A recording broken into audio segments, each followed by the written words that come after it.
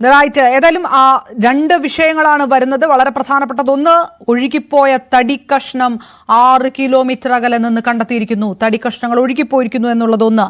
രണ്ടാമത്തത്, ലോറി 3 ഭാഗങ്ങളായി വേർപെട്ടുപോയി, മുറിഞ്ഞുപോയി എന്നുള്ള ഒരു നിർണായകമായിട്ടുള്ള വിവരം വരുന്നു. അങ്ങനെ കൂടുതൽ വ്യക്തമായി ചിത്രം പുറത്തേക്ക് വരുന്ന സാഹചര്യത്തിൽ കോഴിക്കോട് നിന്ന് അർജുന്റെ കുടുംബാംഗങ്ങൾ, അവിടെയുള്ള കോഴിക്കോട് നിന്ന് എസ് വിനേഷ് കുമാർ കൂടി നമുക്കൊപ്പം ചേരുമ്പോൾ, വിനേഷ്, പുതിയ വിവരങ്ങൾ വന്നുകൊണ്ടിരിക്കുകയാണ്. അത് നദിക്കടിയിൽ തന്നെ ഉണ്ടോ ക്യാബിൻ എന്നുള്ള കാര്യത്തിൽ, അതിൽ അർജുൻ ഉണ്ടോ എന്നുള്ള കാര്യത്തിൽ പോലും ഇനി സ്ഥിരീകരണം വരാനിരിക്കുന്നു. കാരണം ക്യാബിൻ എവിടെയാണ് എന്ന് കൂടി ഇനി ലൊക്കേറ്റ് ചെയ്യേണ്ട ഒരു സാഹചര്യം. ലോറി മുറിഞ്ഞുപോയി എന്നുള്ളൊരു വാർത്ത, ഒപ്പം തടിക്കഷ്ണങ്ങൾ 8 കിലോമീറ്റർ അകലെ നിന്ന് കണ്ടെത്തി എന്നുള്ളൊരു വാർത്ത.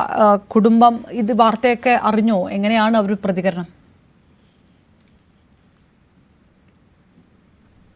ഒന്നുമില്ല എങ്കിൽ പോലും പിരിമുറുക്കത്തിന്റെ മണിക്കൂറുകളാണ്. ഇന്നൊരു നിർണായക ദിവസമായതുകൊണ്ട് തന്നെ എല്ലാവരും കൃത്യമായി തന്നെ അവിടെയുള്ളവരുമായി ആശയവിനിമയം നടത്തുന്നുണ്ട്. വീട്ടിലുള്ളവർ, അച്ഛനാണെങ്കിലും അതുപോലെ തന്നെ സഹോദരിയാണെങ്കിലും എല്ലാം. കാരണം ഈ അർജുന്റെ സഹോദരനും അതുപോലെ തന്നെ ഭാര്യ സഹോദരനും ഉൾപ്പെടെയുള്ള ആളുകൾ അവിടെ ഷിരൂരിലാണ് ഉള്ളത്. അവരുമായിട്ട് ഓരോ സമയങ്ങളിലും കഴിയാവുന്ന ഒരു അരമണിക്കൂർ വ്യത്യാസത്തിലെങ്കിലും അവരുടെ സഹോദരിയായ അഞ്ജു ഫോണിൽ ആശയവിനിമയം നടത്തുന്നുണ്ട്. എന്തായാലും ഇവരത് അറിഞ്ഞിട്ടുണ്ട്. ആകെ തകർന്ന ഒരു അവസ്ഥയാണ് അവരുടേത്. കാരണം ഒരു മരവിപ്പിൽ അങ്ങനെ ഇരുന്നു പോയി അവർ. കാരണം ഇനിയൊരു ജീവിതത്തിലേക്ക് ഒരു തിരിച്ചുവരവ് എന്തായാലും അർജുനന് അസാധ്യമാണ് എന്നുള്ളൊരു അല്ലെങ്കിൽ അതൊരു യാഥാർത്ഥ്യം അവർ വൈകിയാണെങ്കിൽ പോലും അംഗീകരിക്കുന്നുണ്ട്.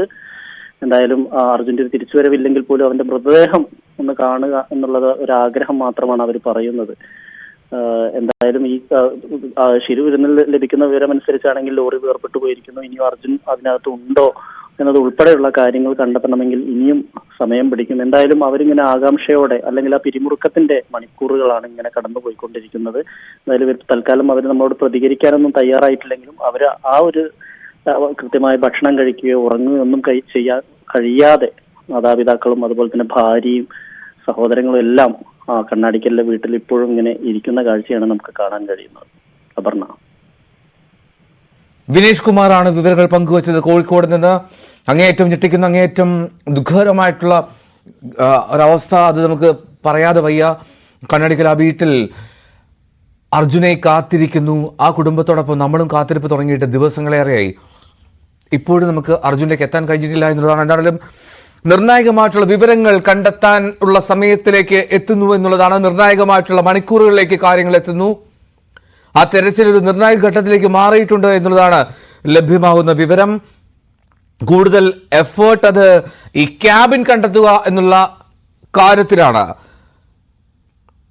സിഗ്നലുകൾ അത് ലഭിക്കുന്നത് അത് 3 നിന്നുള്ള സിഗ്നലുകളാണ്. ആ 3 ഉള്ള സിഗ്നലുകളിൽ ഏതാണ് ക്യാബിൻ എന്ന് കണ്ടെത്തുക, നിശ്ചയിക്കുക എന്നുള്ള ദൗത്യത്തിലേക്കാണ് ഇപ്പോൾ നാവികസേന കടക്കുന്നത്. എന്നാൽ മാത്രമേ ക്യാബിൻ നിശ്ചയിച്ചാൽ മാത്രമേ അത് ഏത് ഭാഗത്ത് ഡൈവ് ചെയ്യണമെന്നുള്ള തീരുമാനത്തിലേക്ക് കാര്യങ്ങൾ എത്തുകയുള്ളൂ. ലോറി ക്യാബിൻ 3 സ്പോട്ടുകളിൽ ഏതാണ് എന്ന് നിശ്ചയിക്കുക എന്നുള്ള നടപടികളിലേക്ക് കടക്കുന്നു. ഈ IBOD പ്രവർത്തനം അതും കാര്യക്ഷമമായി നടക്കുകയാണ്. 2 മണിക്കൂറാണ് അതിൻ്റെ ഒരു പ്രവർത്തനം പറഞ്ഞിരുന്നത്.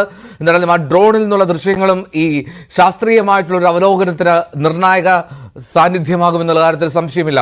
ആ ചരിത്ര ദൗത്യം തുടരുകയാണ്. അർജുനെ തേടി ഇത് 10ാം ദിവസമാണ് നമ്മൾ കാത്തിരിക്കുന്നത്. ഇതിനിടയിൽ അർജുൻ്റെ ലോറിയിൽ ഉണ്ടായിരുന്ന തടിയുടെ കഷ്ണങ്ങൾ അത് ഏറെക്കുറെ അത് തന്നെയാണെന്ന് സ്ഥിരീകരിക്കുകയും ചെയ്യുന്നു ലോറി ഉടമ മനാഫിന്റെ സഹോദരൻ അൽഫും.